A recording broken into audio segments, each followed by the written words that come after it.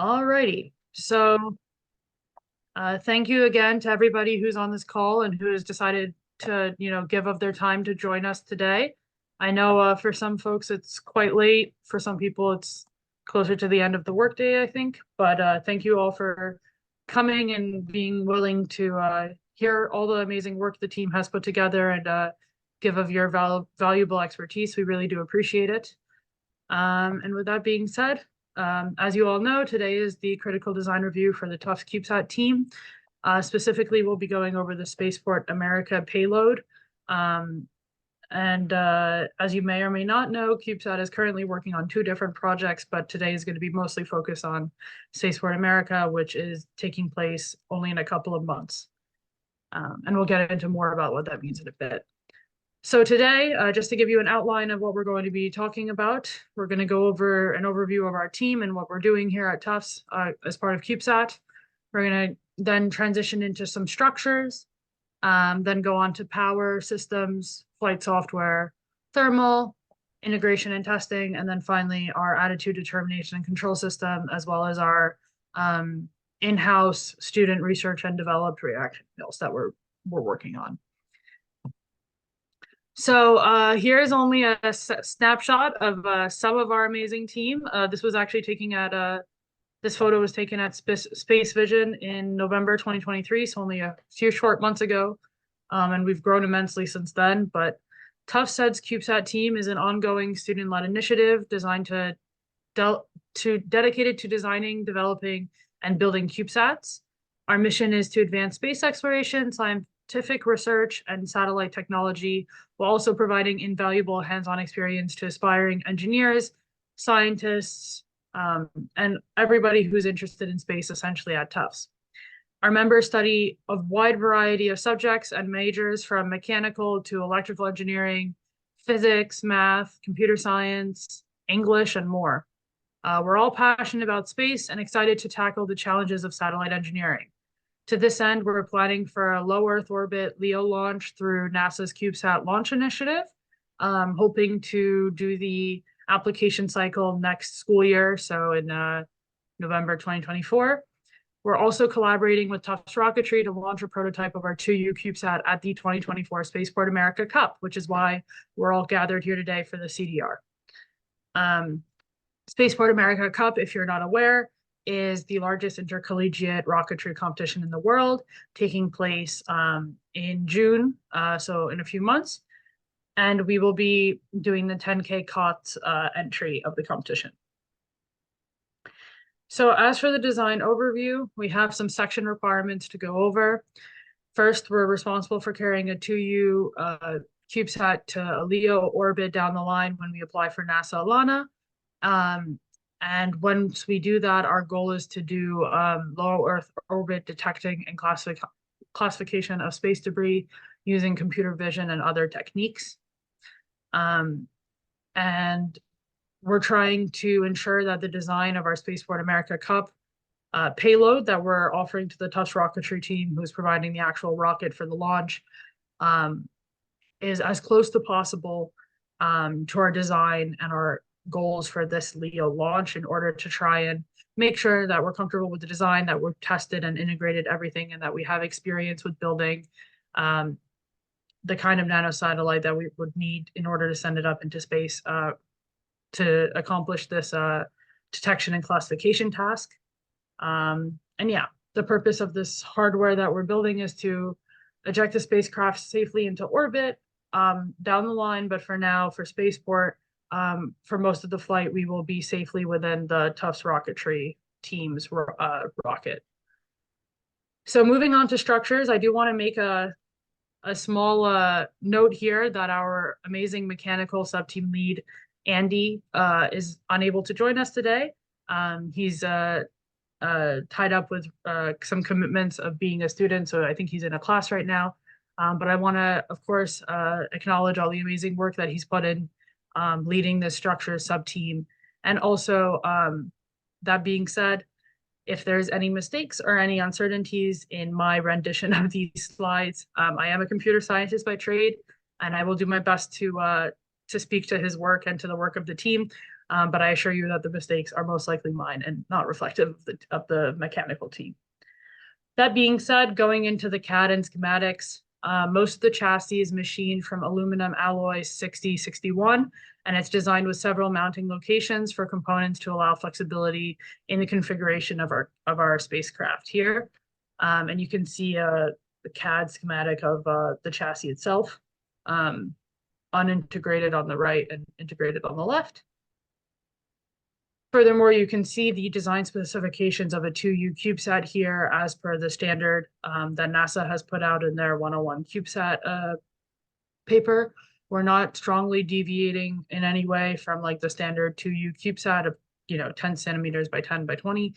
And as you can see, we have a lot of the standard measurements here, and also just like the configuration of the CubeSat railing, and how all the components fit together, and so on and so forth. Next, we did do, or the team did, quite a bit of analysis. So here's a simplified version of the satellite architecture. We've gone and analyzed it in terms of FEA, frequencies, and mode analyses to avoid violent structural resonance. Stress and displacement distributions, radiation flux, and random vibration testing are being proposed by the team to be completed by launch on the actual design. So essentially, we're doing a lot of the analysis and simulation and making sure that the design specifications are sound, but we're also planning to do as much physical testing as possible via the resources we have at our disposal, being a student team. In terms of mode analysis, we conducted an analysis on the rocket frequencies during launch. In the diagram on the left, you can see the blue line represents the altitude of the rocket, and the red line represents the frequency of the rocket. So we're focused on the maximum frequency to make sure that the first natural frequency of the CubeSat is significantly over the safety factor. The current design has a first natural frequency of 252 hertz, which is a factor of 2.8. Yeah. So in terms of our plan to manufacture the CubeSat, the current manufacturing prototype is using a water jet and a mill. Actually, our first prototype was just a simple 3D print in order to kind of get a visual sense and a physical sense of what the CubeSat is, like its size, taking some of our designs into like a very rudimentary prototype. But the first prototype is going to be, the first real prototype will be made with the water jet and mill. And some testing of other simple metal working techniques will be done for the first prototype. The chassis panels for the CubeSat will be made using a water jet on aluminum 6061 sheet rails and plates using the mill. It's required that we have an anodization of the outer architecture, and then the rocket integration structure. So how we integrate with the Team Rockets systems is going to be 3D printed. And then I did mention earlier, student research and developed reaction wheels. Those will be constructed using a mill and lathe. So in terms of CubeSat integrity, obviously we have to have a testing plan. So for vibration, we have to withstand general environment verification standard vibration environment of approximately 10 GRMs over a 2-minute period. For radiation, this isn't needed so much for Spaceport America, just because, again, we're going to 10K feet. We're not going into LEO, but the shielding involves 2 different basic methods: shielding with the spacecraft's pre-existing mass and spot sector shielding. The classic method employed is to increase the spacecraft's structural skin thickness to account for the additional shielding that's required. And then in terms of thermal, there's passive thermal control technology, but structural and electrical design methods also contribute to managing the thermal environment in a passive way, and we want to make sure to account for that. Now on to integration and testing in a little bit more detail. In terms of the assembly order, the CubeSat's going to be one of the last integrated, most likely the last integrated part into the rocket, just because of the control that's required on the CubeSat. You can see here the actual schematics of the Team Rocket that's going to be flying in Spaceport, affectionately known as CARM, CubeSat adorned rocket mission, and also one of our dining halls at Tufts, fun fact. So the rocket has a length of 134 inches, its max diameter is 6.17 inches. With all the motors, its mass is 34,287 grams. Its apogee will be about 10,000 feet. Its max velocity is predicted to be about 649 miles per hour. So under Mach 1, but not by too much. And yeah, it's predicted to be quite stable, stability 2.13 cal and so on and so forth. You can read it. And we are in the payload bay, directed at by the arrows in this diagram. So the rocket integration is going to be an assembly of 8 different modular pieces. We're trying to keep the design as modular as possible, for numerous reasons. It's also just best practice. 4 to 40 bolts are projected. 440 bolts and square nuts epoxy to the square cavities will keep it securely fastened. And also it's going to be compact in the rocket body so that to ensure minimal mission impact if there are any loose bolts. Again, we're going to do our best to make sure there are none, but we also want to minimize risk. So we're making sure that if some bolts get loose, it won't affect the mission too much. Now, this slide shows our deployment and separation mechanism options. There's 2 different options depending on where the deployment and separation switches are. To be candid, I know Andy had a couple things to say on this, but I'm just going to continue on with the presentation from here. So for system integration testing, we want to see how we want to test how the battery life, the deploy test, power systems, and communications all work. In terms of telemetry, to go on that communications point, we're planning to kind of do a lot of data logging, but then collect that data and not do live telemetry. So it'll be after the mission's over that we collect and analyze the data. So that does impact how we do communication testing in particular. With that being said, I'm going to turn it over to Spencer now, who's going to talk to you about power. So Spencer, if you could come off mute. Hi, Spencer. Just make sure to let me know when you want to switch the slides, and I got you covered on there. Okay.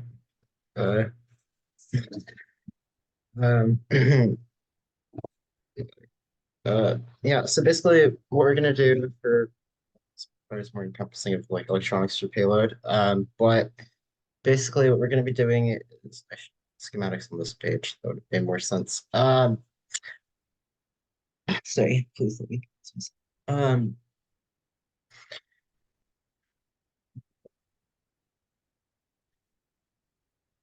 okay. Basically, what we're going to be doing is powering, we're going to be using 2 microcontrollers to control it. One is a Pi, which would have a draw of 0.2 amps and at 5 volts, 6 watts. Yeah, I'm just realizing now this would be good to include the documentation as much. Oh well, I guess next slide. Um, where was this documentation? So another thing that would take power in the system would just be the IMU, as well as the, I guess, next slide as well. Should just put it together. Sorry about this. Okay, next slide. Yeah. Oh, wait, so yeah, to power the Pi, right? This thing's really cool because it just sits underneath the Pi, right? So it outputs at 5 volts and 5,000 milliamp hours. So you have the Pi like here, and then this sits underneath it, and then it's able to connect to like some of the GPIO pins and stuff like that.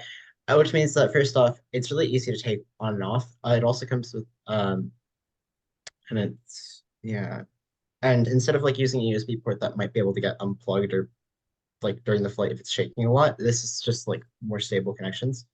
And I don't know. It's also just like less footprint because if you have like a USB port coming out to power it, that's just having to deal with the extra USB, I guess. It's just cool though. Um, Next slide, I think. oh, okay. So yeah, then we're also using the weather sensors, humidity sensor. These don't really take that much watts like in comparison to like the Pi. And like the Pi is probably the main draw of like the sensor components. I'd say probably next slide again. I say. Yep. Oh yeah. So another thing that we're using to power the motors would be this nickel manganese NiH batteries. The reason we picked this instead of LiPo is because Spaceport you can't use LiPos, which makes me sad because fire hazard and all. But this seems like it would be good for supplying power to whatever motors we end up choosing, which we're still in the process of doing. Uh, oh yeah, these are the sensors you mentioned.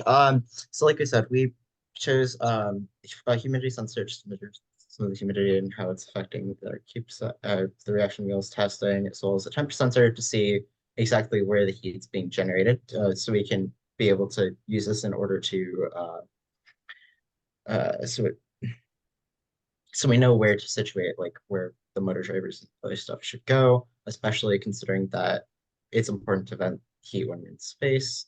The atmospheric pressure is useful, and then there's also a small board that a PCB, but these would like sit and plug into that would sit on top of the Pi. Um, yeah, next slide, I guess. Yeah, so now I'm going to go over flight software. Thank you so much, Spencer. Um, yeah, I'm going to kind of present two different options that we're thinking of using in terms of our attitude determination control system, our ADCS systems. And then I'm going to go into more of our like low level sensor communication type code and environment. So starting off just on general flight software, our onboard computer is going to be used to monitor the overall health of the satellite. It's also going to be used to control our electrical power system, our EPS, as well as our ADCS, as I mentioned, telecommunications, and also payload. So in terms of this current payload, as Spencer mentioned, we have a couple of different sensors that we're using for atmospheric pressure, temperature, et cetera. And we're going to be doing hopefully a lot of data logging in order to collect that data and then analyze it later. In terms of the payload down the line, as I said, for NASA LANA and for the low Earth orbit launch, that will be space debris detection and classification. So a much more software heavy payload in that case, running ML algorithms and also just classical computer vision techniques. But in this case, I digress. We're going to be a little bit simpler on the payload side of things. So software reusability is paramount. We want to make sure that kind of the overall code skeleton, if you will, or architecture is reusable. And also, hopefully, since we do want to open source this project, we want our methodology on the software side of things, to hopefully be helpful to other kind of student teams in this space. So we're trying to do the development of a flight software framework for student CubeSat missions. And we kind of looked at a few different options, comparing the NASA core flight system, the Cube OS and the Cubed OS, I guess Cub OS. And these were some different softwares we were looking into. As for ADCS, the first option that we looked into was 42, which if you're not aware of this library, it's written in C, it's open source. It's a comprehensive general purpose simulation of attitude and trajectory dynamics and control of multiple spacecraft that's composed of multiple rigid or flexible bodies. In our case, we would only have the singular body, right? We're not working with swarm satellites in any way, at least at this moment in time. But still, this was a open source software recommended by a NASA Goddard ADCS engineer who we had the pleasure of meeting with at Space Vision 2023. And it was developed by Eric Stone King. So it includes features like multi-body dynamics with tree topology, rotational, and or translational joints. It also has, as the name, that long title I just said, included rigid and or flexible bodies. Importantly to us, it has a fast setup for concept studies and for experimentation, which since this will be, by the time we really are doing attitude determination control in orbit, that will be our first venture into that space. So having conceptual and experimental studies be fast and executable is very important to the team. And it also has rigorous and full-featured support for the full spacecraft life cycle, which is of course paramount. Now going into our other option that we've been looking into for ADCS based on input from one of my mentors at MathWorks is the model and simulate CubeSats functionality that's provided by both like conjunction of MATLAB and Simulink. And this has support for mission analysis, satellite scenarios, coordinate transforms between different systems of coordinates. It also has a lot of modeling, visualization, and templates and blocks, as you can see on the right, kind of in keeping with a lot of MATLAB and Simulink. This is just one example of how this kind of a simulation runs and might look like on the right side here. So yeah, you can see the environment, the mission configuration, and different things going on with the satellite vehicle. Now, Spencer did a really great job of showing us all the sensors we have, you know, the battery, the the onboard computer, et cetera, the OBC. And that all, of course, requires low-level code to support it. And so our sensor code, we're considering using an Arduino environment to leverage its pre-written code that simplifies a lot of complex tasks and functionalities. One good benefit of it, it's popular, it's open source. A lot of our team has prior exposure to it through different robotics projects and things like that. And it also has an abundance of resources, which makes it really good and practical for onboarding members who are either new to embedded programming or even just programming overall. And if you've worked with Arduino before, you know that's in a C, C++ style language. Now, covering thermal, I'm going to start with kind of our challenges in this space. So first of all, we want to have low thermal mass, which is because the spacecraft is more reactive to changing thermal environments. Obviously, you know, when you launch from the ground, it's a very different thermal environment than when you're in atmosphere or even when you're in orbit. And this shows even at 10K for 10K feet for Spaceport America. We have limited external surface area, so there's less real estate to be allocated to, for example, solar cells and or viewports for scientific instruments, because we are planning to include cameras in LEO and also hopefully at least one camera on Spaceport America. We do have to consider how viewports might change the thermal aspect of the CubeSat. Another thing we're thinking about a lot is power density, because we need to make sure that we dissipate power as the electronics are stacked close to each other, sometimes without a direct path to like a radiator. And as Spencer kind of mentioned earlier, we're kind of trying to stack our electronics in a smart way so that we can do this dissipation as best as possible. But it is hard to do with the limited volume that you have in a 10 by 10 by 20 CubeSat, as you can see by the limited volume property of our nanosatellite. So moving along to thermal multi-layer insulation for Spaceport America, the CubeSat's not going to be subject to high radiations or extreme temperature oscillations due to its apogee being capped at 10K. So therefore, we're employing PTC through multi-layer insulation, as you can see by this diagram. Image credit to NASA for this one. And now I'm going to go into our attitude, determination, and control system. So our primary payload for Spaceport America is all these sensors we've been talking about that do pressure, humidity, temperature, et cetera, of the atmosphere. But we're also taking on the ambitious goal of doing student research and developed reaction wheels ourselves in-house, and kind of using this flight as a test to make sure that these reaction wheels will be fully functional if we take the same like make, model, and design into space, into LEO. So in terms of our IMU, we're looking at using an Adafruit 9, 9 degrees of freedom, accelerator, magnometer, gyro, and temp breakout board that has 3 sensors. There's the 3-axis accelerometer, which tells us which direction is down towards the Earth and also how fast the board is accelerating. There's a 3-axis magnometer that senses where the strongest magnetic force is coming from, which is generally used to determine where the magnetic north is. And also we have a 3-axis gyroscope that can measure spin and twist. So these are all going to be helpful going into our reaction wheel design. So we're looking at, so if you're not familiar with ORSAT, it's the Oregon State CubeSat, which I believe just deorbited in like November or December 2023. So its mission just came to a close very recently.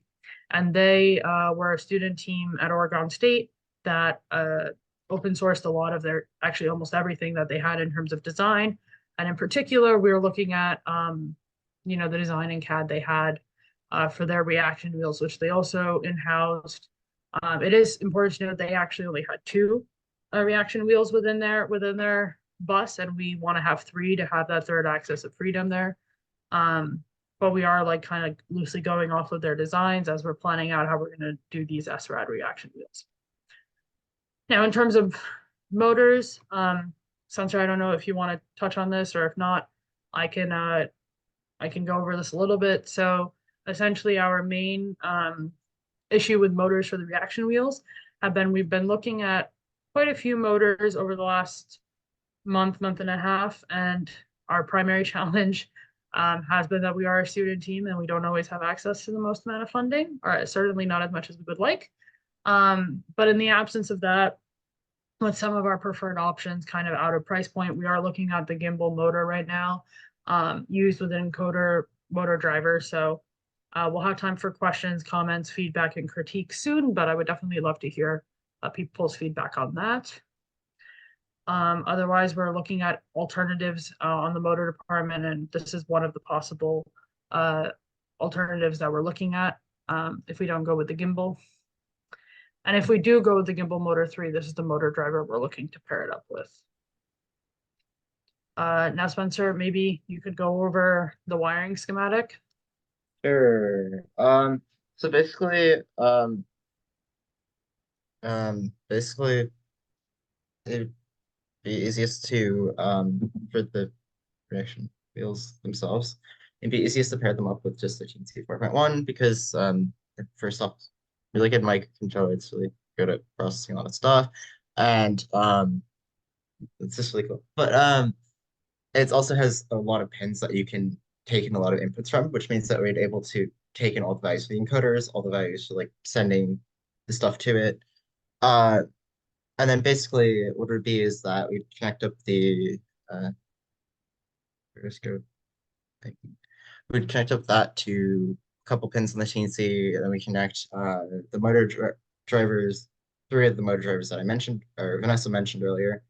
And then those would go to well, for the gimbals, yeah, these would go to the motor drivers with the encoders, the motors with the encoders, and then that should produce torque.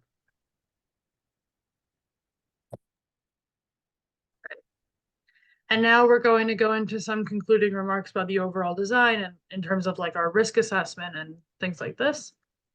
So starting with the risk assessment, the severity of the risk is indicated by the array of colors. So red, then yellow, then orange, then green. So risk, and also our risk reduction plan that accompanies each of these risks. So our primary and biggest risk obviously is failure to deliver the CubeSat. Given that our whole goal is to deliver this CubeSat for Spaceport America, I think it's obvious why this is our biggest risk. And in order to mitigate it, we developed a really timely plan with repetitive check-ins with subsystems to ensure that the delivery is on schedule. And we also have been doing a lot of check-ins with like the rocket team itself to make sure that we're kind of on target. Another risk, our secondary risk here, is inadequate deployment. So we've run simulations and we're running simulations to make sure that when the part of the rocket that contains the payload bay is deployed, we're working at a speed that won't affect the CubeSat, and that's been our biggest mitigation for this to date. And again, we're not doing detumbling into orbit or anything, obviously, or else that would probably be replacing this risk. Another risk that would be major to the CubeSat is flight termination systems. So we're testing communications, ADCS, and power subsystems repetitively and rigorously, and also making sure that just all of our flight systems are thoroughly vetted before we actually go for launch. And hopefully we're going to have a test flight with the CubeSat in the rocket, although that is determined by weather and other things. Like we recently had to move a test flight due to the very windy conditions in Massachusetts. Risk number 4 here is loss of structural integrity of the bus. So we touched on this in the structure section earlier, but we're testing random vibrations in the clean room that we're hopefully going to have access to very soon. Also testing frequency modes, radiation, and stress, both physically and with a lot of simulations as well. Now going into the slightly less mission critical risks, but still pretty major risks. reaction wheel malfunction. So especially given that we're designing these ourselves, so we're running simulations to ensure that the reaction wheels are working, and we're also trying to test them in several conditions, as well as having test them in several conditions before the flight, just to make sure that the reaction wheels themselves are doing what they're supposed to, and then also develop ways to log data and make sure that they're doing well in the 10K feet conditions that they'll be experiencing at Spaceport America in the flight. Electromagnetic interference is a risk that we considered, and in order to mitigate that, we wanted to develop a plan around interference so it doesn't impact our communication. Again, we're not going to be doing live telemetry on this Spaceport America flight, which does make this a little bit of an easier challenge to surmount. Another risk is hardware interfaces integration between the rocket and the CubeSat. So we want this to work as smoothly as possible, and we want to make sure that we're monitoring it so that we don't have an inability to properly fit. To reduce this risk, we're communicating a lot with the rocketry team. As you can see earlier, I mentioned that like we have plans in place to make sure that if some of those 40 bolts get a little bit loose, it won't actually impact the integrity of the mission. That kind of shows you how we're reducing this risk a little bit. Now into loss of safe return capability, this wouldn't impact the mission itself. We would ideally love to have the CubeSat safely returned to us in terms of we want to be able to analyze the data. We want to be able to make sure we have access to the data. But also we just want to make sure that the CubeSat lands safely and safe and we're able to see how it, withstood the conditions. But again, if we're not able to safely get to it after the mission, that wouldn't impact the mission itself. And also the testing facility has been a bit of a challenge to this team. There was a lot of doubt, especially at the beginning, as to whether or not we can access testing facilities or even a clean room to work with our electronics. We reached out often to a lot of different sources, or I reached out often to a lot of different sources to try and ensure access. We're currently pretty secure with a clean room, and we have some good plans in place there. And this was a lot of communication to do our best on that front. Next slide. Okay. Now, open issues that are kind of still being discussed. Flight software integration with sensors and power, we're still working on, depending on when we get the sensors in. Data handling upon the sensor data retrieval. We have ideas of how we're going to analyze the data, but we're not at the analysis phase yet. Now, the subsystems have all been really hard at work on their subsystems and talking to each other, but integrating them into the CubeSat bus in the end is obviously an open issue. And yeah, simulation and physical testing of the subsystems prior to integration is something we're still working on. We've definitely put in a lot of work to get there up until now, but collaborations are currently being planned and discussed. And then best practices around simulation versus physical testing. Obviously, we would love to do it as much of both as possible, but coming up with a reasonable trade-off given our time scale and our resources is always a balance that we tread every day. With that being said, I know we covered a lot of material tonight, a lot of subsystems. I want to thank you all for coming here, and I'm going to open the floor to questions, critiques, and feedback at this point of time.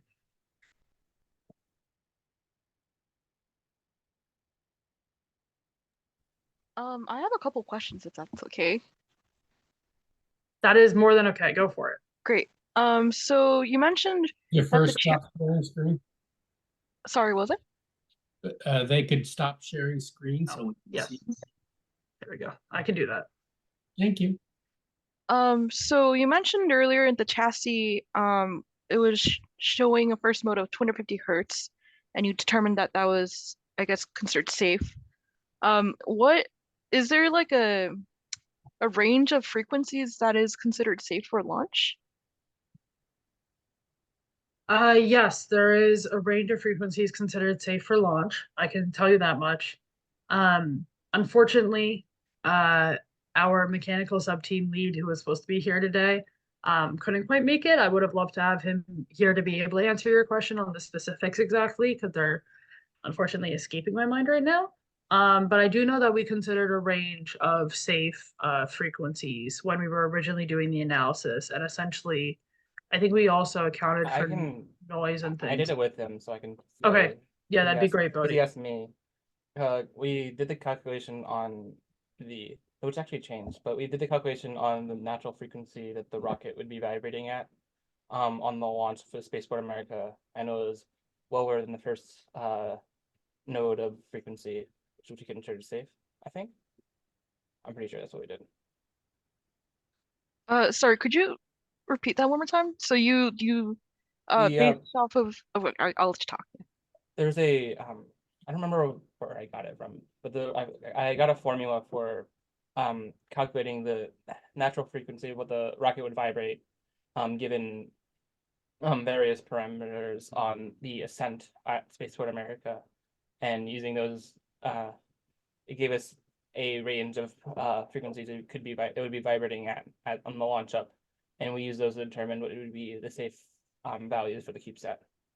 Okay. Do those safe values also include like a safety factor to it? Yes, I think the safe. I can pull up the safety factor right now. If I can find the sheet that I put it on.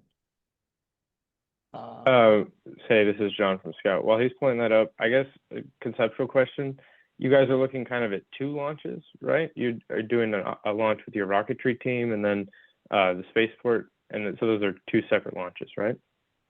So the launch with the rocketry team is the Spaceport America launch, because we're doing that in Okay. conjunction. So we provide the payload, they provide the rocket, and then it's a rocketry competition essentially that has a payload competition baked into it.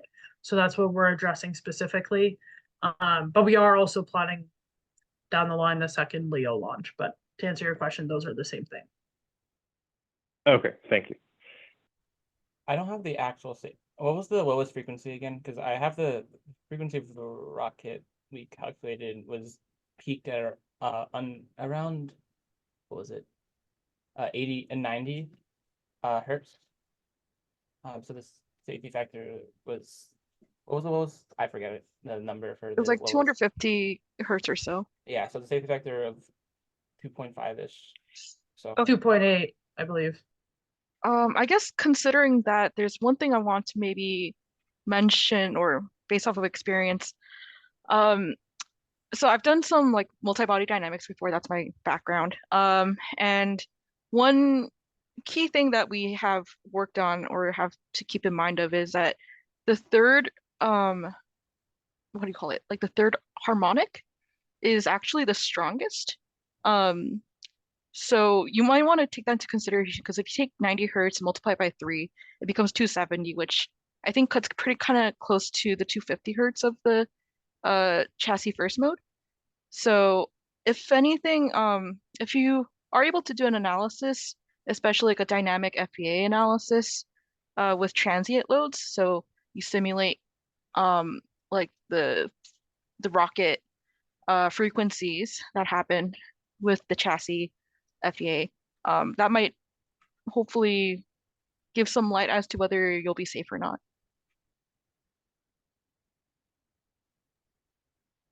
okay. Yeah, I think definitely thank you for that feedback. And I don't know, Bodhi, if you have anything you want to say about that, but we'll definitely make sure to look into it and follow up on that Sure. if we haven't already. Yeah, sounds good. Vibrations is very much not my specialty, so anything's helpful there. Sounds good, yeah. Hi, Vanessa. Quick question about the test launch stuff you mentioned earlier. So just wanted to confirm from the rocketry team side, when you said you wanted to have a test flight of the CubeSat, did you mean an additional test flight before Spaceport America? So I think we had discussed maybe there might be an April launch, and if so, we might not send the entire CubeSat up, but like, I mean, we would send the chassis up, but like not all the electronics necessarily. But just to do some testing on integration side, but I think that depends on how we're looking at for that April launch, potentially. Okay, because I know from our end, we're definitely planning on doing that April launch, and we have the motors and we'll have the hardware that'll let us have a fully integrated test flight with you guys on board. I just wanted to make sure that you guys have some sort of a plan in case, God forbid, something happens to the rocket, because we have our own plan to ensure that we have backup hardware, and we'd hate to like have something happen to the CubeSat on the flight. Yeah, of course. So we do have a plan, and we're not intending to like send up our final CubeSat necessarily, but our prototype that we're planning to have uh completely like integrated and machined by like mid-March or hopefully earlier. Um, that we would ideally like to send up because it'll be pretty similar to the Spaceport final product. Perfect. And then just one sort of follow-up question while we're on the topic of um, tests and sort of what we can get back. For the one of the risks you listed as, is SP4 safe return.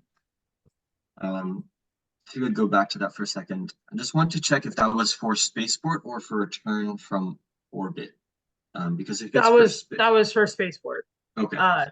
For return from orbit, the CubeSat will be deorbited and burn up in it. Okay, that makes sense. So then sort of follow up to that. If you're only storing the data locally, wouldn't that be a little bit of a higher risk? As in, if we don't recover the rocket, we don't get any of the data back? Or are you going to try and make some sort of like an onboard black box type thing to try and protect it in case of a crash? Yeah, that's a good question. I think we are going to try and do like our best to do like some kind of protective mechanism, yes. I don't know if I would go so far as to call it like an onboard black box per se. So I mean, yes, given that we're not doing live telemetry, it is perhaps a little bit of a bigger risk than indicated, but I guess by saying my point was that it wouldn't be a risk to the mission itself. It would certainly be a loss to the project, and it would lose us a lot of valuable information.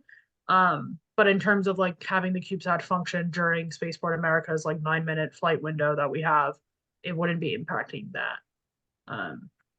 But yes, we will do our best to protect where we're storing the data in order to make sure that if we have a crash or something like that, we can recover it after the fact. This was more like if it gets lost or something. Okay, perfect, makes sense. And yeah, I know.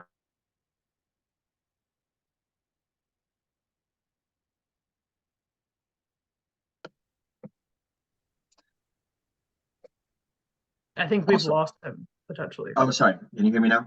Yes. Oh yeah, I was just saying on our end, we'll do our absolute best to get it back in one piece. Okay, last question from my end, and then I need to go finish an assignment that's due at 10. Oops. But how long can the CubeSat stay integrated in the rocket once it's integrated? Because from our integration timelines that we've been putting together, at least for our first test flight, we've been realizing that we have some limitations with cameras turning on and specifically with integrating our ejection charges. And it would be both easier and safer to integrate the ejection charges, given they constitute actual explosives, last. So just wanting to check on that. Yeah. So to summarize, your question is how long in advance essentially we can integrate the CubeSat, or is that correct? Yeah, how long in advance? And then if we need to integrate it long in advance, is there something we can do, like some cover or something we can put around the forward section to protect it? Yeah, good question. So in terms of so essentially I kind of didn't mention this when I was showing the original like chassis CAD design. But we put it when I mentioned that the CubeSat is modular, what it also is, it's designed essentially so that certain components will be easily reached should they need. So for example, like God forbid, should something happen to the battery and we need to replace the battery, right? We're making sure that we can easily access things that might need to be changed like that. By having like hopefully either the top, bottom, or both panels of the chassis be like easily removed and easily securely fastened. So in terms of that, we can ideally we will be able to integrate the CubeSat well in advance, as long as we're able to also like, if need be, quickly pull it out, quickly make some adjustments, because like the whole design supports that. Because things can go wrong on launch day, and we want to make sure that we're prepared to deal with the unexpected. Should that happen. Hopefully that answers your question. It does, thanks. And from our end, you guys will be accessible by, you guys will be able to access the CubeSat by us taking the nose cone off, which right now is just 6 bolts around the front should take about a minute to take off. So should be relatively easy.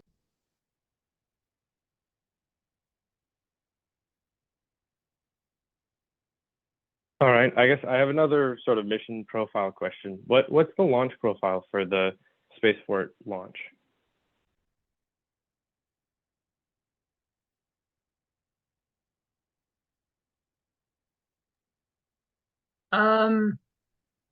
When you say launch profile, could you clarify if you don't mind? Sorry. Yeah, I guess how high are you going?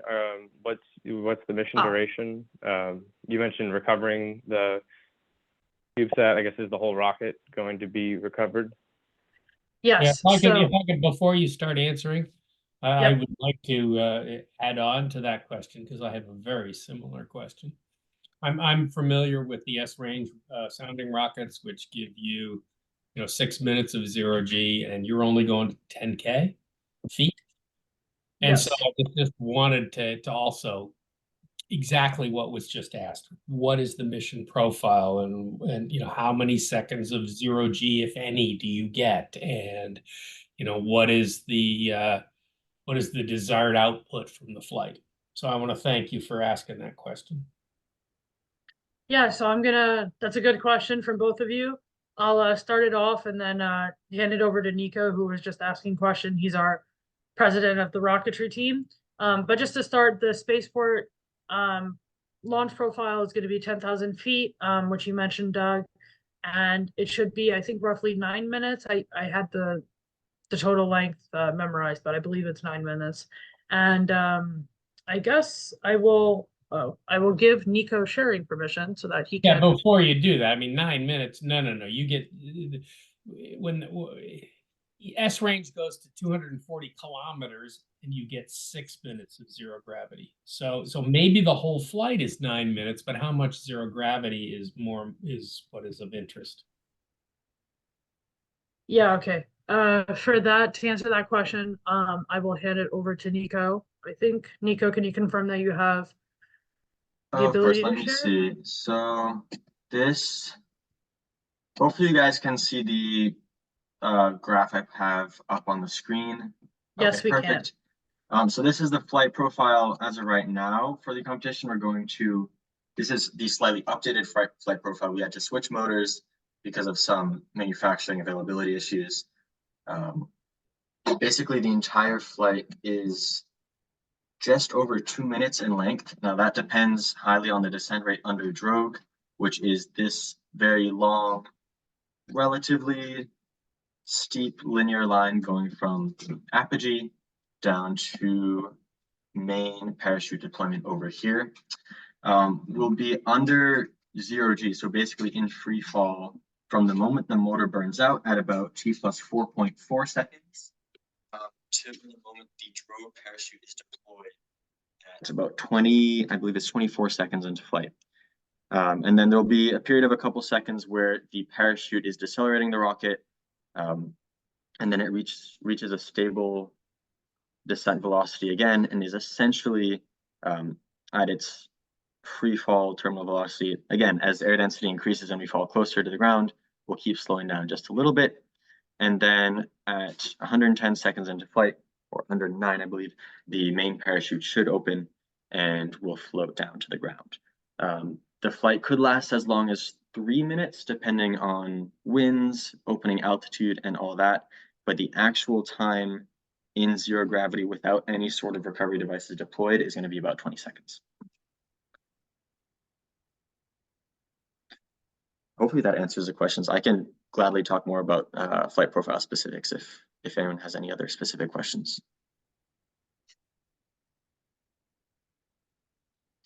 You nailed No, that's great. I think, no, go ahead, Professor. I was just saying, you nailed my portion.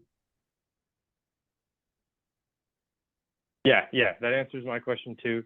I guess my follow-on would be for the CubeSat team, what deliverables or, sorry, a little out of breath. What are you looking to get out of the mission? Like what are your guys' goals that you're trying to demonstrate?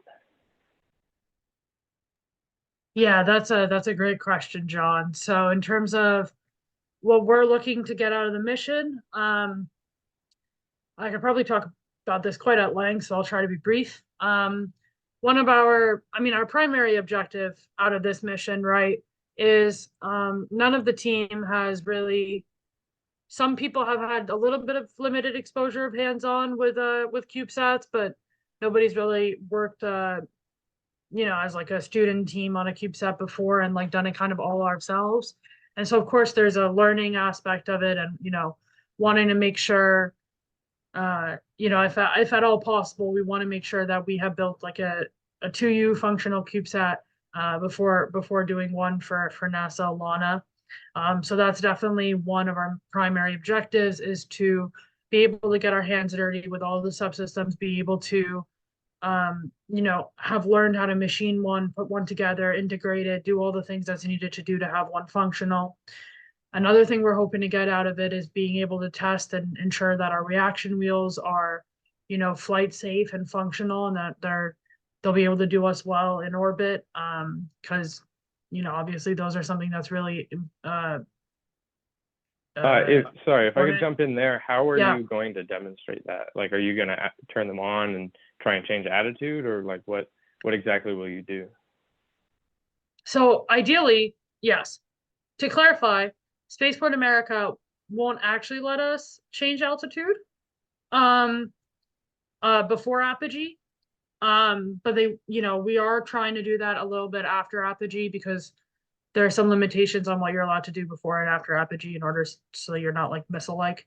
But yes, we're intending to do that after apogee. We're also intending to do to read in the information of like how it's picking up the sensors from like the magnometer and like log some of that data. But yes, the short answer is yes, we are trying to do that after apogee.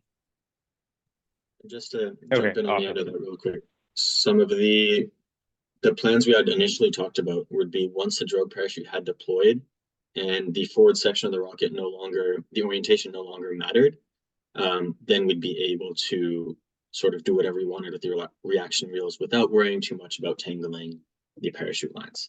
But we still need to hash out the details of that. Sweet. No, I think that makes a lot of sense. I think it helps for us to clarify sort of the mission and the overall goals. I know we might have a couple more questions on our end, but you mentioned you were doing a trade-off between different flight software frameworks. Did you come to a decision as to what you're going to use? So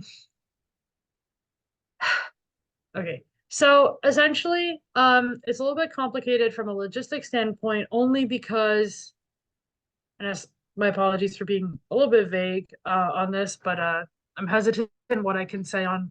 Actually, I guess I could pause the recording. I could do that. Yeah, hey, Vanessa, this is Josiah Gruber from Scout. Thanks so much for letting us join. Great work. Seems like you guys have put a lot of thought into this project.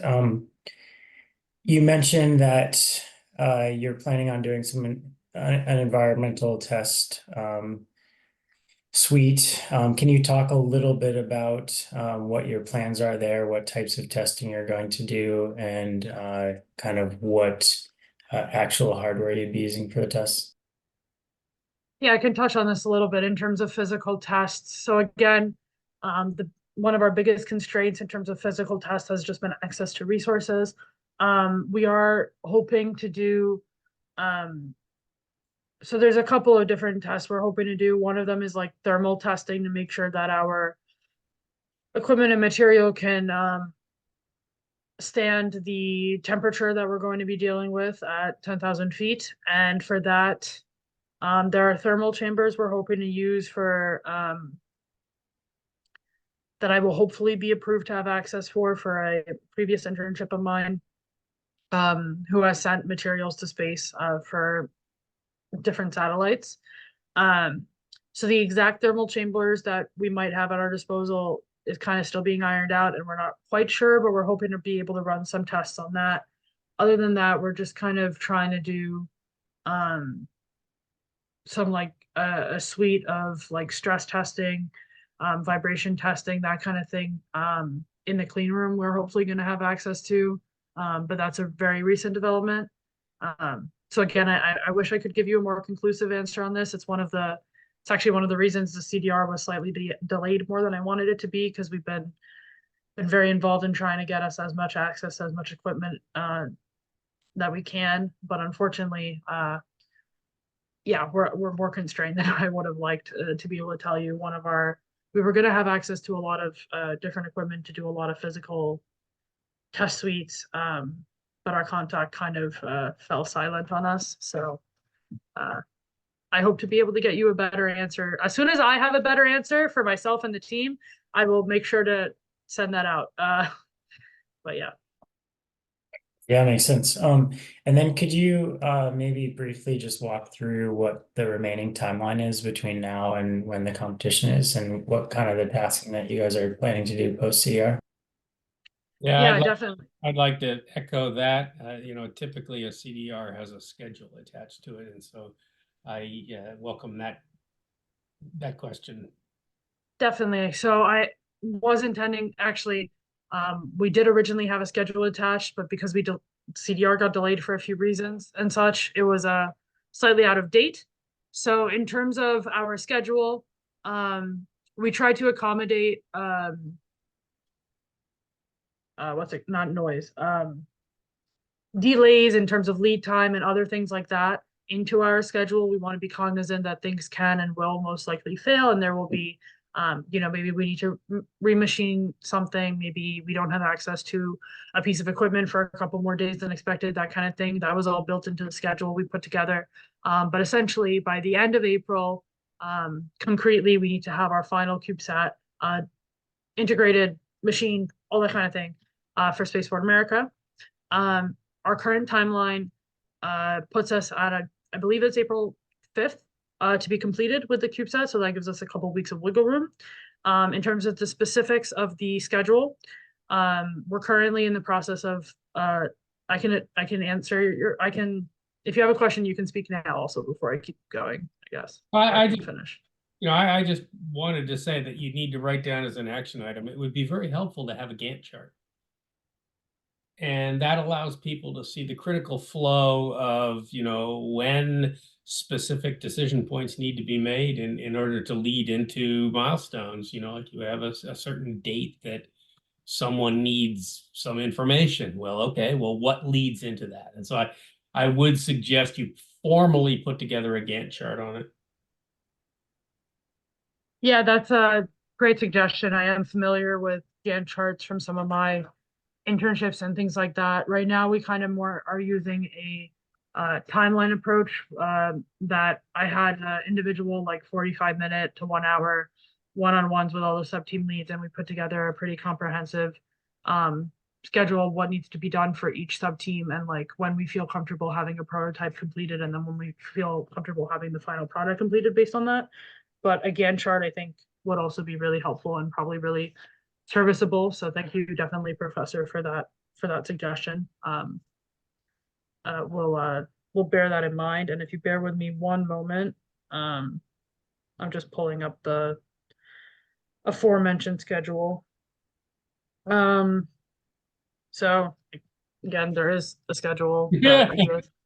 I promise you, this is not all living in my head, and this is a resource that the team has access to and all that kind of stuff.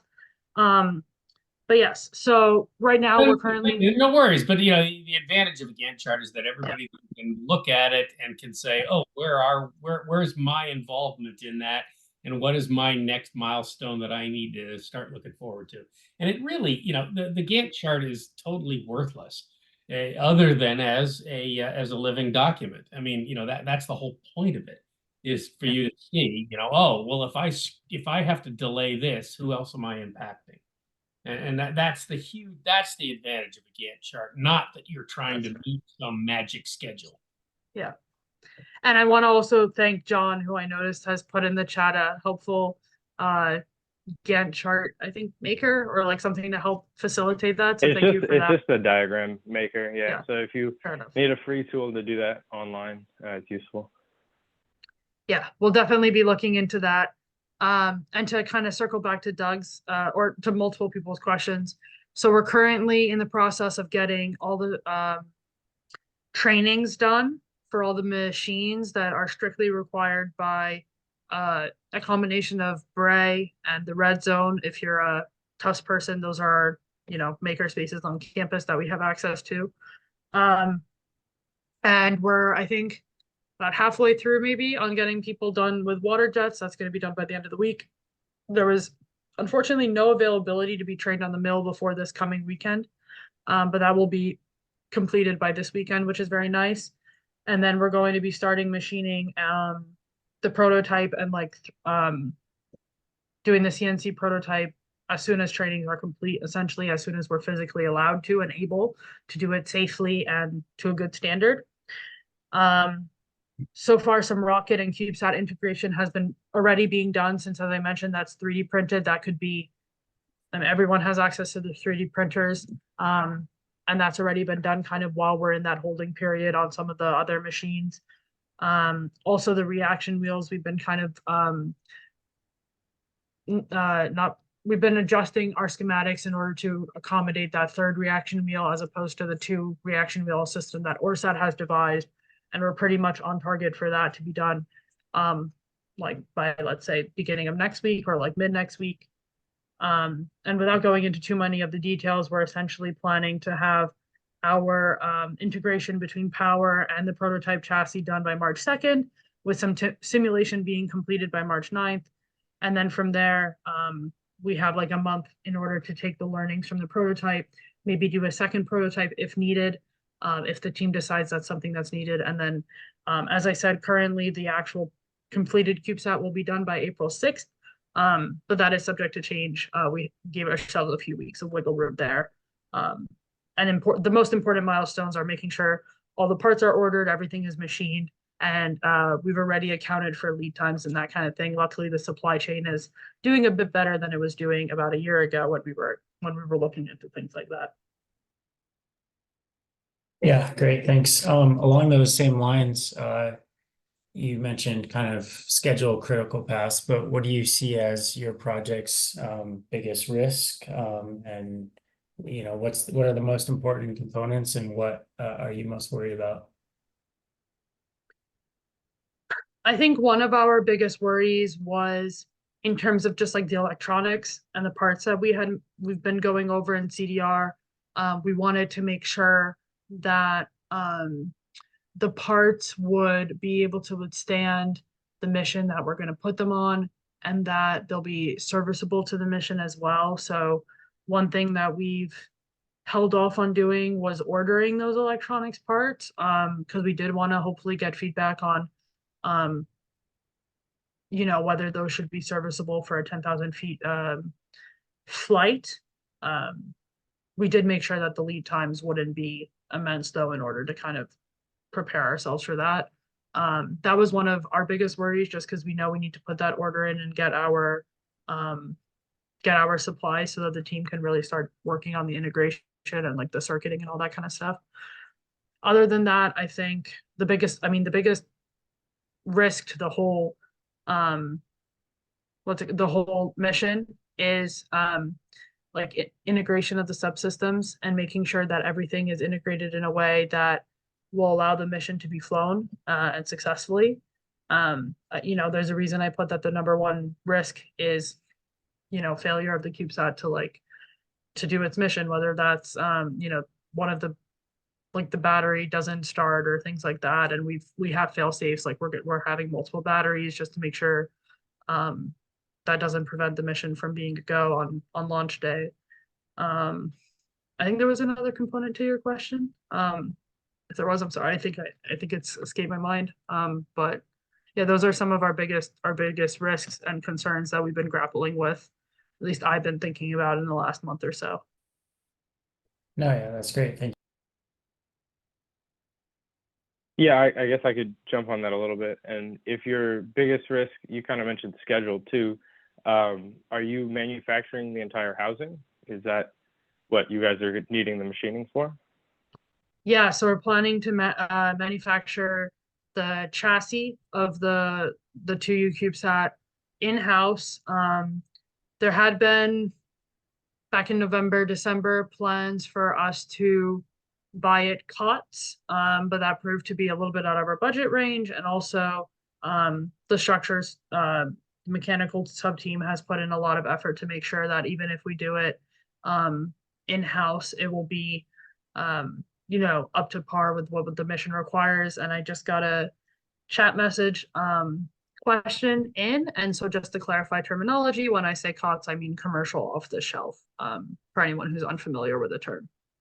Thank you for checking me on the jargon. Yeah. So I guess maybe it's not really a question, more of a comment. No, it is a question. So do you have requirements for this mission to do anything in a clean room? Do we have requirements for a clean room? Some of our electronic parts that we have, we actually currently have quite a few parts in our like storage that we have access to on campus, and some of those electronic parts can only be opened in a clean room. So that's why that was a big risk, I would say, a little bit earlier in the mission, but now we kind of have access to one thanks to the suggestions of Professor Rogers, who will probably be listening to this on recording. So thank you for that, Chris. Okay, then my comment that was kind of based on that would just be, I would certainly, for something like this, prioritize physical testing of your components, especially if you're manufacturing the chassis and stuff in-house. Even if things get dicey and you have to take stuff out of the clean room, it's best to test it in the field and then try to clean the hardware as best you can, rather than have a risk of a structural failure. So it's more of a note than a comment, but sometimes I think people are very focused on keeping the hardware in the clean room, and sometimes you have no choice but to prioritize a higher risk, I guess. Yeah, I definitely appreciate that comment, and that is definitely something that's been at the top of our minds, is making sure that it's all working on the launch pad and in the flight. And you know, if it works in the clean room, that's all well and good, but definitely it has to be able to do its mission out in the field. So yeah, thank you for that comment. I couldn't agree more.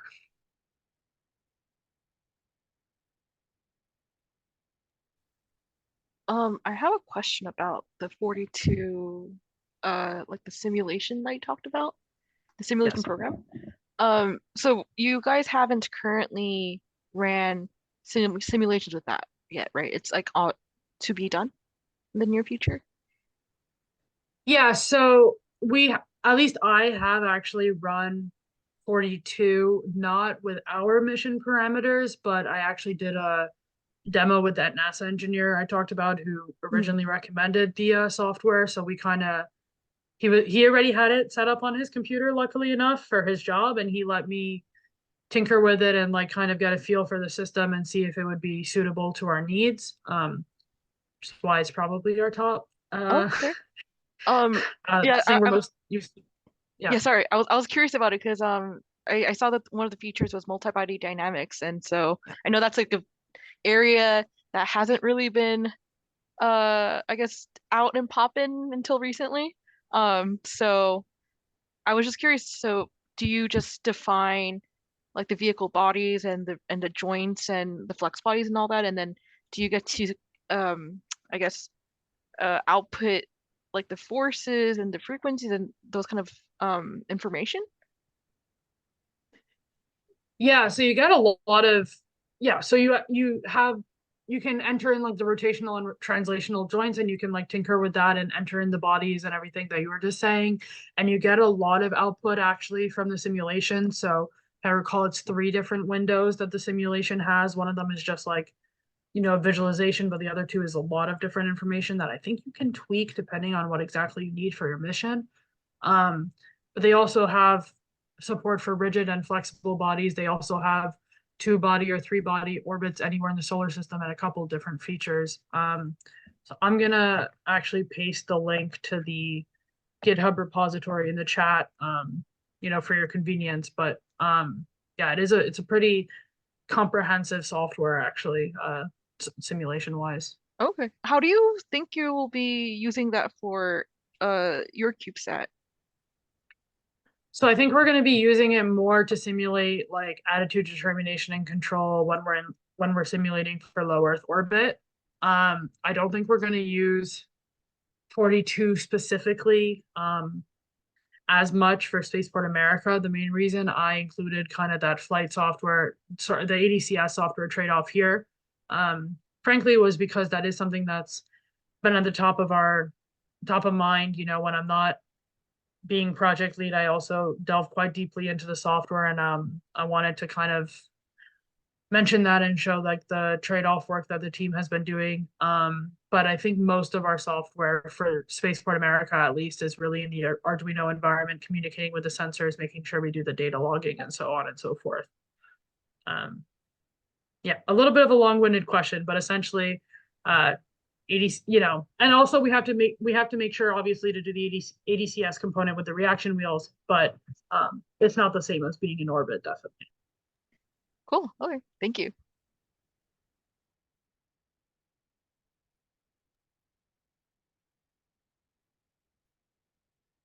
Hey, Vanessa, can I ask a few? Yeah, go ahead. The floor is yours, Professor. Thanks. Yeah, the first comment I have is, you know, I'm really, really impressed with the job you and your team, actually the two teams, have put together, and great collaboration that's apparent between your group and you know, the stuff that Nico's been talking about from the rocketry group. I think it's very impressive. But I'm a newbie here.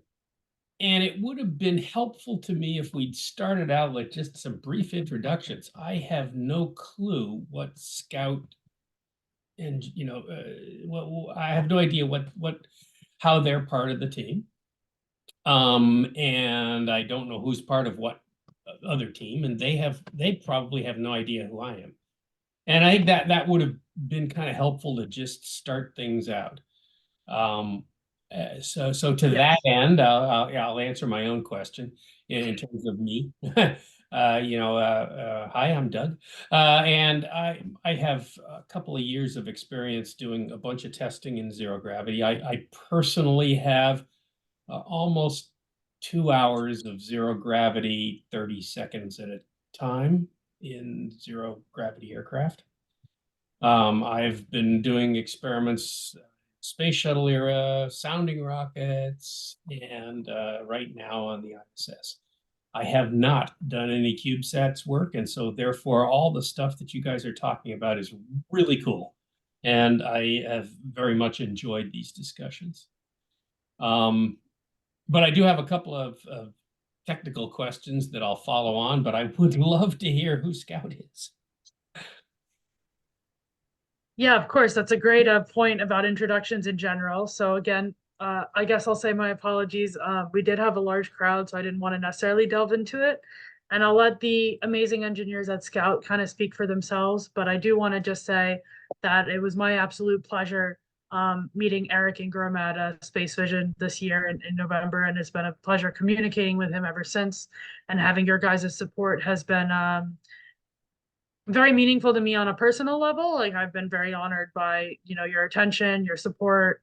My conversations with Eric have been very enlightening, but also having you here to support the CubeSat team and give us your expertise and your time is very valuable. So that being said, I will stop talking and concede the floor. I guess starting with Josiah and the rest of the Scout team as well. Great, thanks. So nice to meet you. I'm Josiah Gruber. So Scout, we're a 15-person space startup. Eric, one of our executives, met Vanessa at a conference, I guess a few months ago. And there's some back and forth, and she asked if we wanted to be part of reviewing the materials and part of the CDR, and we jumped at the opportunity because it sounded fun.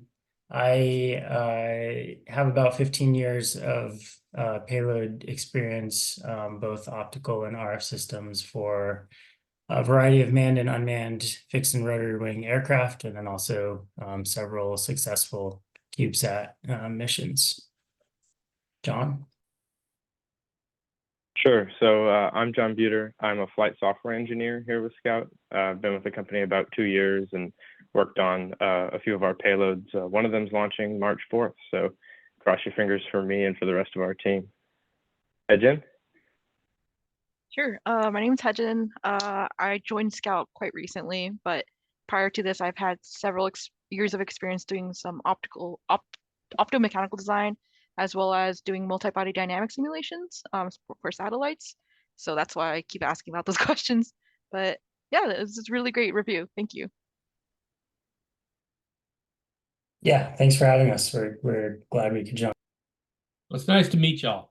And it's good to have people who have a lot of prior experience in order to actually make stuff work.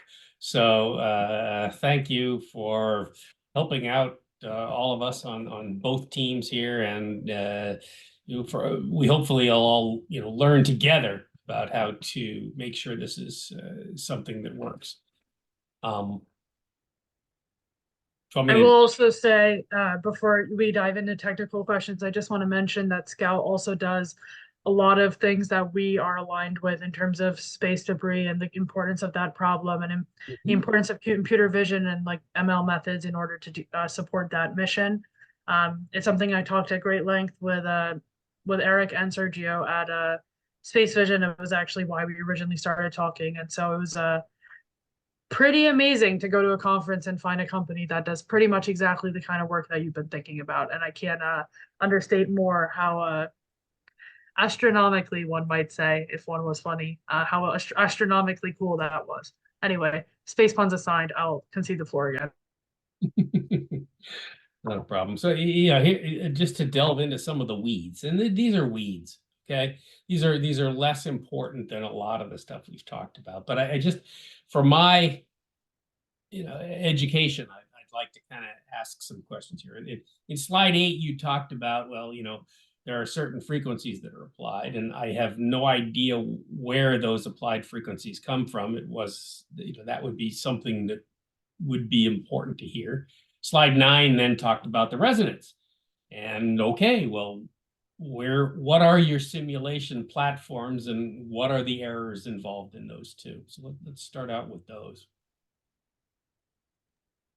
Yeah, definitely. And so again, I'm going to remind everyone of my caveat of I was not originally going to present these slides, and as the project lead, I do my utmost best to make sure I'm involved in all parts of the CubeSat, supporting all teams, all project leads, but also just every member of the team possible. That being said, my background is in computer science and math, more on the software side of things.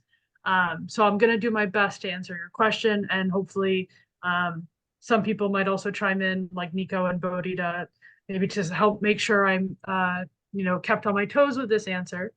But I believe in terms of like what platform was used for the like frequency analysis and things like that, we were using SolidWorks, I believe. Pretty sure he used SolidWorks. Yeah, I had like a platform, not a platform, but I had a way for us to run that analysis given like the schematics and CAD that we provided.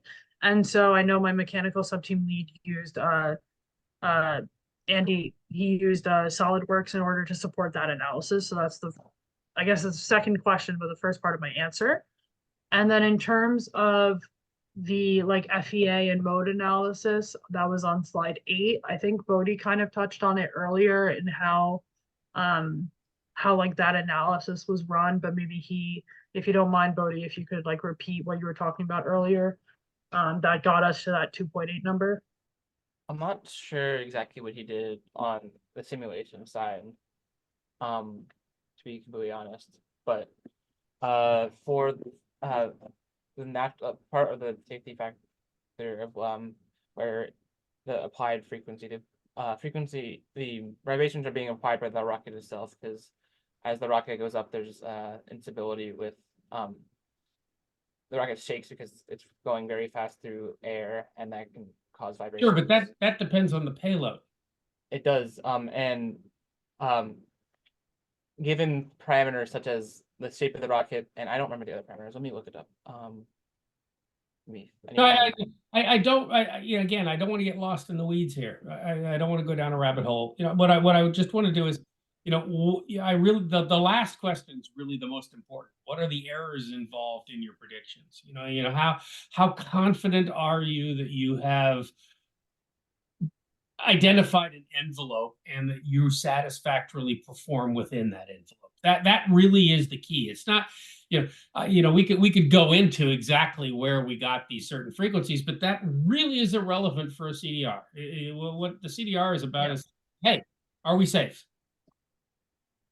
And Yeah. So to answer that, I can answer that. So in terms of how confident we are that the simulations were like kind of in line with what our final product is going to be, and like in terms of like how confident we are in that, I will say that we've run these simulations. Of course, we've run them multiple times. We've tried to use different softwares. We've tried to calculate margin of error, all that kind of stuff. That's one thing. But also, as you can imagine, to get to here, we've gone through a couple of different designs, a couple of different prototypes, a couple of different schematics, that kind of thing, CAD, whatever. And throughout that process, at every stage, we've kind of done the same level of rigorous analysis for every iteration. So, originally we were going to present at the Team Rocketry CDR in December. Ended up going a little bit over time, so we did not present there. We had a different design in mind back then, and that was 2-3 months ago. And we had the same level of testing for that product. And so essentially, all this to say that we're extremely confident that the analysis we've shown matches with what our current design is, which is our finalized design, and what we're actually going to be bringing to life and machining and integrating. And that has allowed us and enabled us to be very confident like that we're doing enough. Now that we have a final design, we are doing the battery of tests and simulations required.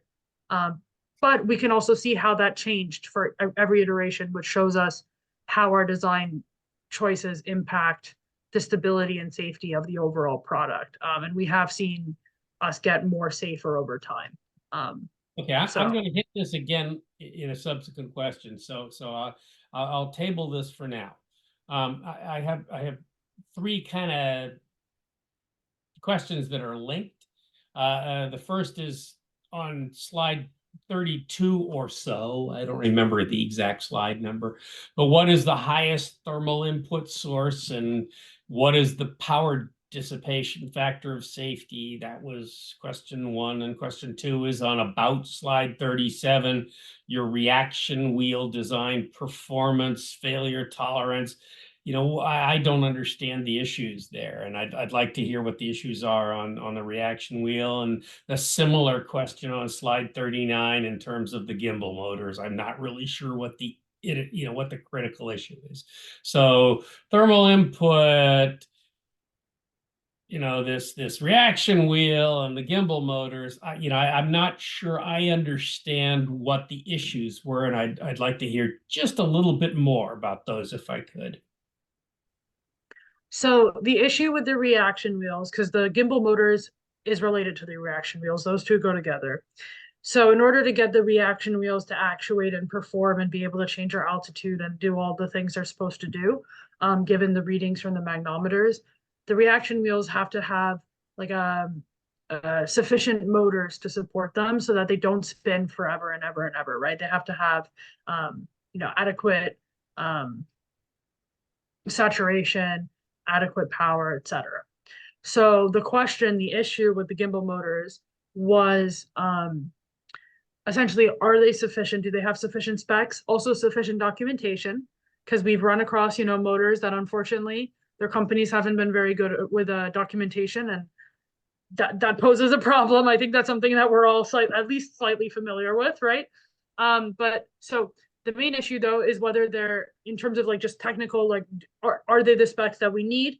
And also the other issue, right, is that we had motors that we preferred that have actually been used on CubeSats on kind of the higher end, and like provably do well for the kind of things we need, but they come at not exorbitant, but for a student team, quite exorbitant costs. And unfortunately at this junction, like we're not able to afford them. That's just flat out the truth. And so, of course we want to be able to have a CubeSat, and that it does involve having to make trade-offs on the money, on the fiscal side of things, which has been my pride and joy of having to sort through over these last 6 months. And one of the issues was, is it going to be sufficient? It is actually used in some lower end student CubeSats that we have noticed. Like, we did some research, and the gimbal recommendation actually did come out of. But that's all to say that the motors are an issue because they need to have the good sufficient saturation and draw and power in order to support the reaction wheels. And the reaction wheels are an issue because they're mission critical for our LEO orbit, if and when we do get to that launch. And also, as a side note, commercial reaction wheels that we've been able to find, at least, have also been exorbitantly priced. And so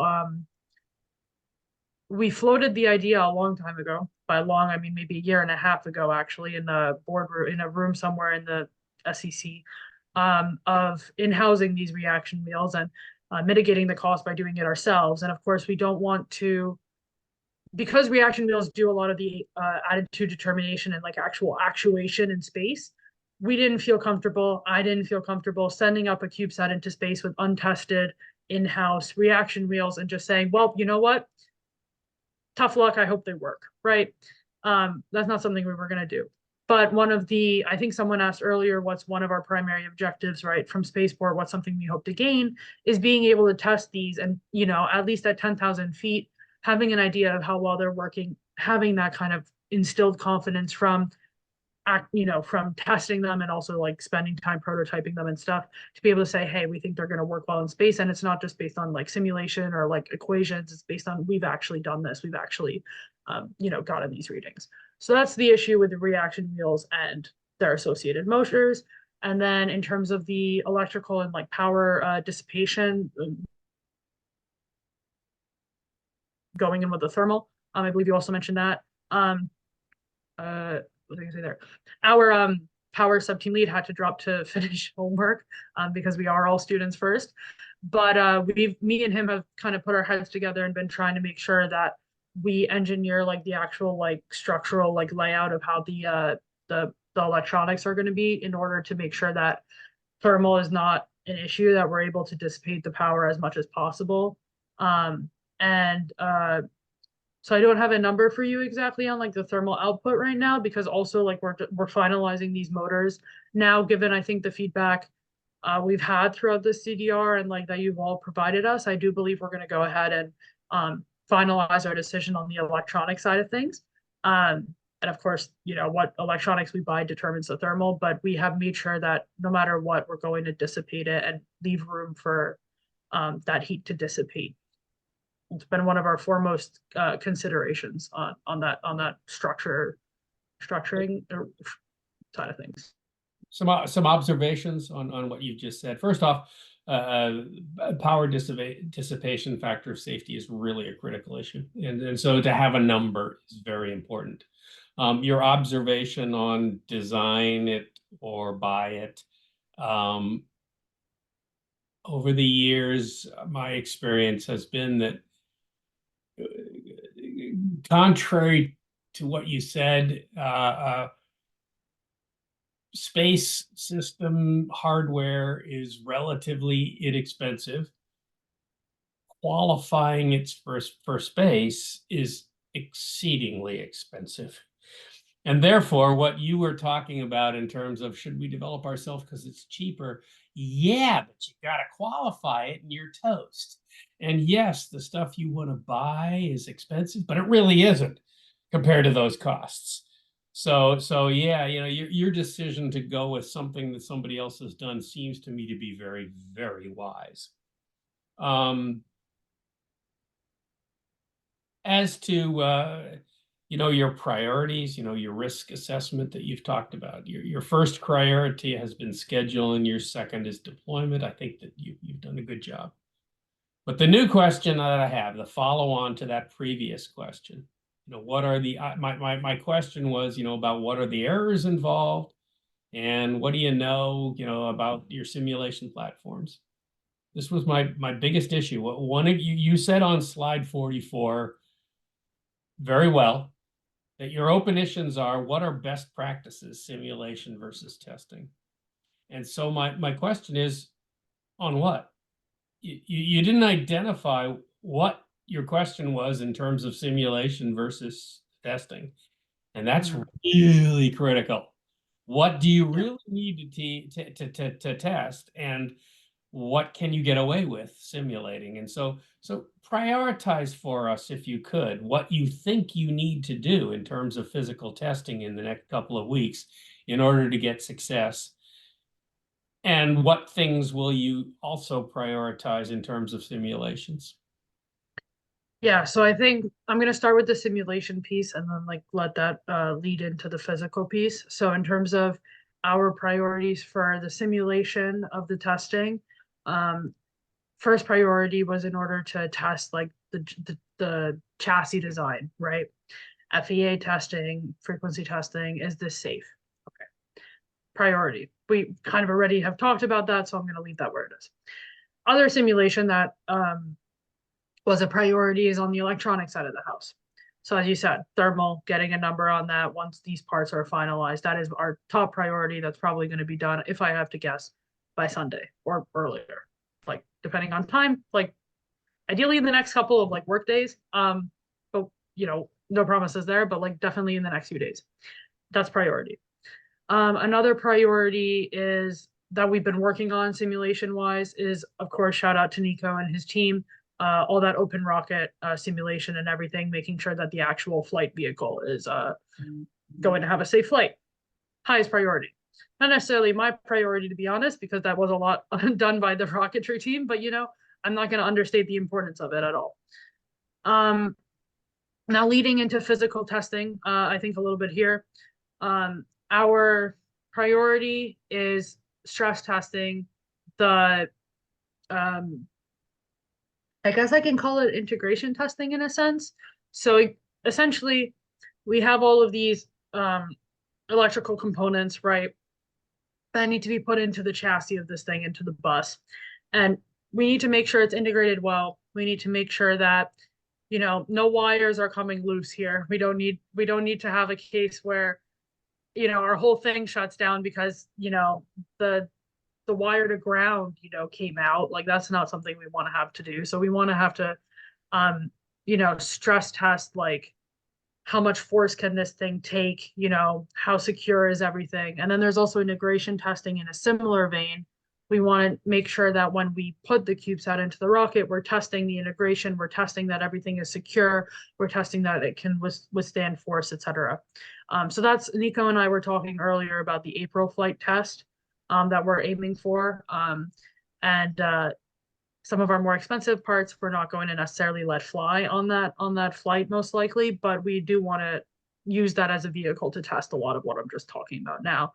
And we'll recover both the rocket and the CubeSat inside and analyze what we have going on there, make adjustments if needed. Hopefully, you know, fingers crossed, we won't need to adjust very much, but we know how these things are. Yeah, those are some of our priorities on the physical testing side of things. If we have access, the thermal testing would be amazing. Again, still kind of working on that.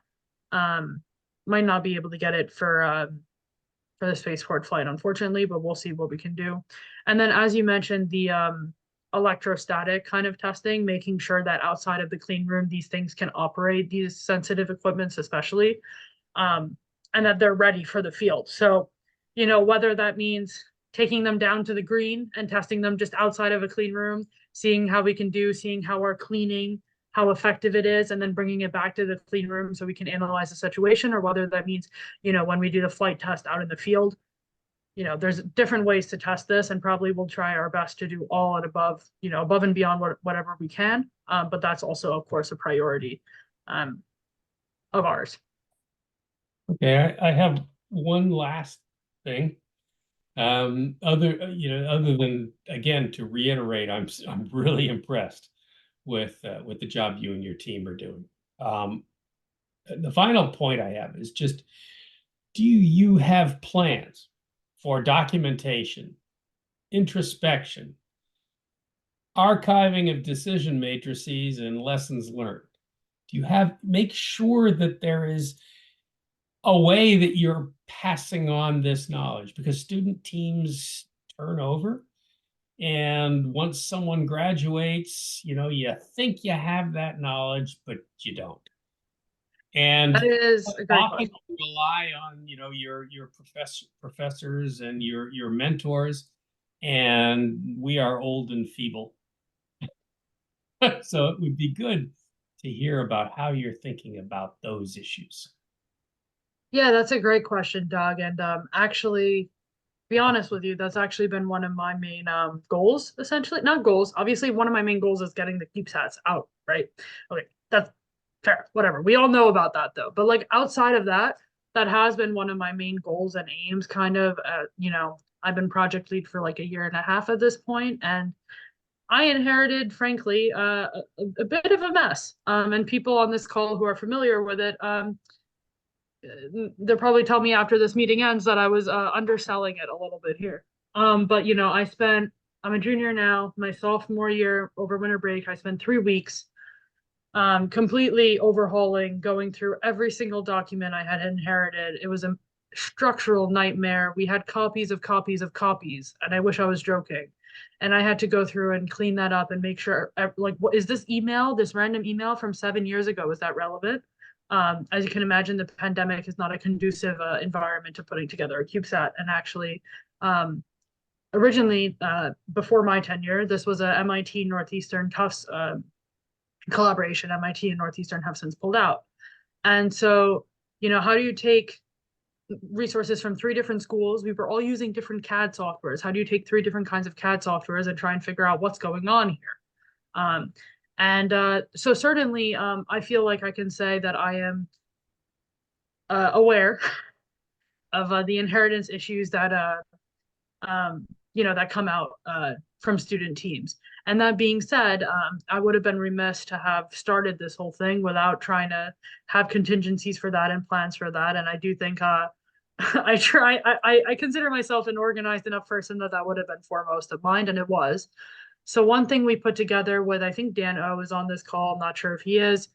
Dan O is our webmaster for SEDS, and him and I have put together a Notion page where we're, for example, open sourcing all of our documents once they're kind of like finalized. So, for example, these CDR slides we presented on tonight, I expect to put them on in the Notion in the next couple of days.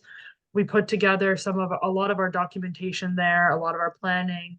We actually have blog articles the team is working on writing, talking about what we're doing and things like that. So that's definitely part of our efforts. And then in the organization, we have our own CubeSat email to make sure that none of the files are just lost to my Tufts account will deactivate sometime. That's just something that's going to happen. Currently, I'm owning the files, but making sure that they don't just all magically disappear when I graduate, that's, part of it. And there's other things like that. But then also Rachel Bonanno is on this call, and Rachel is our media lead, among other things, talented computer scientist and other things as well.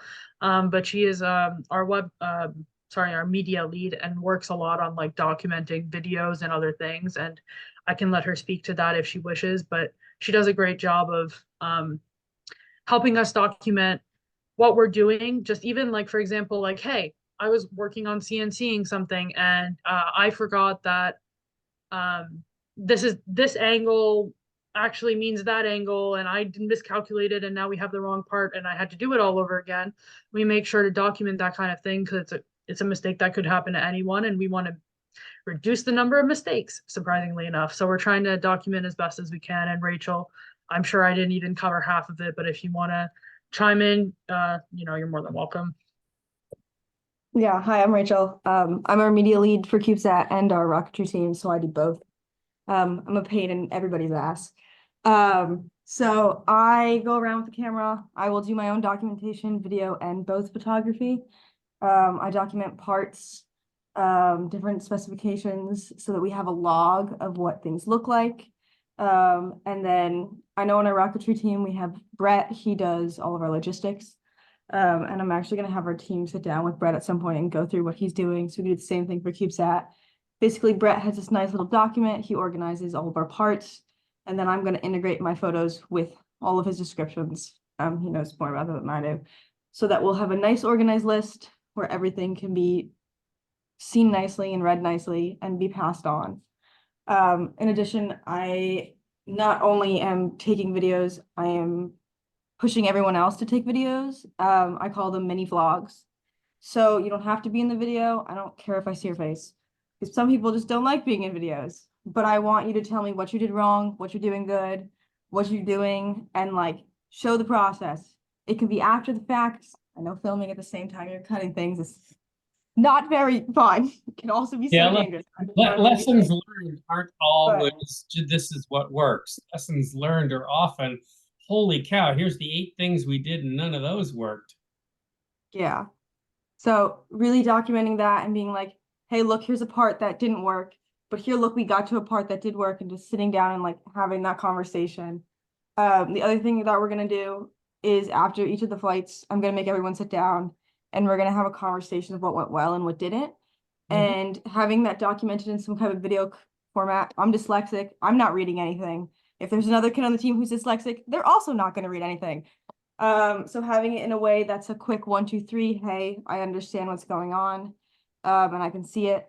The other thing I would like us to start doing is actually recording things that we're documenting. And I know I talked to Vanessa about this too, like when we read documents, giving like a quick summary where we like, I don't know, like 5-minute papers on YouTube, really short thing, talking about what we read, what we learned. And underneath we can link the documents, but it's a nice little short thing that we can have people find later. And all of this stuff, hopefully we posted both on our Instagram and our YouTube so that we can have an outreach to other teams who are doing the same thing so they can understand, but also a nice, neat, organized way on YouTube so that people can find it. And then our Notion page too, just so everything could be found and like used for a really long time. And I think that this has been recorded for the team, for people who were in classes and couldn't make it, and also for some of our other industry partners who are interested in hearing what we're doing. I think that also shows we're being very careful to try and get as much documentation of everything as we can, as well. So. Well, thank you. I used up a lot of time, so I cede the floor.